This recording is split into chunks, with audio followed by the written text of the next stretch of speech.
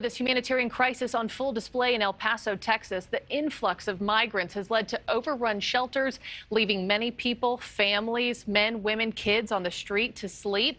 But with the dangerous cold temperatures, the city set up nearly 1,000 cots in the downtown convention center to make sure migrants are safe and warm. So we're hoping as we start bringing them into here to stay, they will be sharing with their friends or their, in general with the population that's passing through. The city also turning empty schools nearby, turning that into extra shelter as well. Here with me now is Fernando Garcia, Executive Director with Border Network for Human Rights. Thank you so much for joining us this afternoon. Hi, thanks for having me. My first question to you, sir, just straight out of the gate, would you walk us through, obviously we just saw Ali Bradley's report, but walk us through what you're seeing in your city right now in regards to migrant families, which obviously, as we just mentioned, include children sleeping on the streets. Well, actually, we do have a humanitarian crisis in El Paso.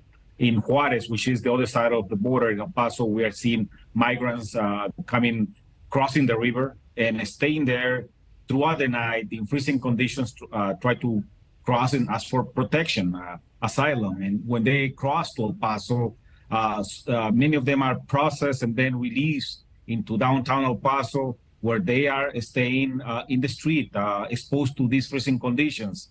I mean, what we do have, though, besides the humanitarian crisis, is a crisis of lack of welcoming infrastructure. I mean, there's not enough shelters. There's not enough resources to actually protect these families. I'm talking about children and women that are in these conditions. And how is your organization providing help? You know, we're seeing the photos play out on the screen here. How is your organization providing help in alleviating the situation? Because I also imagine you're trying to expedite your efforts in these frigid cold temperatures.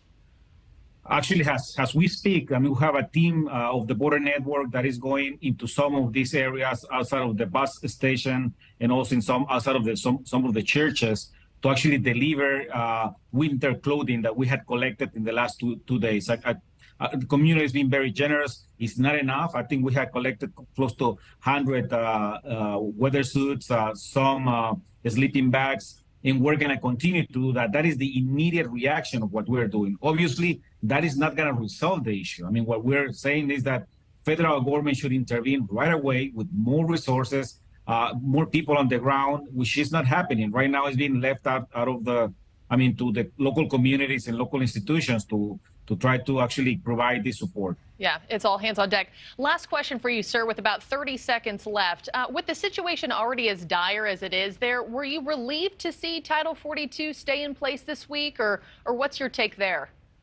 Not at all. I mean, we've been actually telling the administration that for the last 2 years that Title 42 is an anti-immigrant, anti-refugee program that is rejecting refugees without legal processes and legal rights. And I think that Title 42 has created some of these conditions, and we believe it shouldn't be in place at all. Fernando Garcia, thank you so much for joining us today. We do appreciate your time.